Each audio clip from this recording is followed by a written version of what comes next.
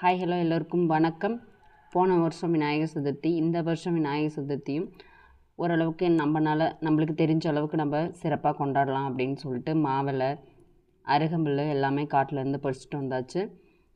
பூவு, தோரணம் எல்லாமே ரெடி பண்ணிவிட்டு நம்ம விநாயகருக்கு படையலுக்கு அவல் பொரி, சுண்டல், சக்கரை பொங்கல், பால் கொழுக்கட்டை, பூர்ண கொழுக்கட்டை இது எல்லாத்தையுமே வச்சுட்டு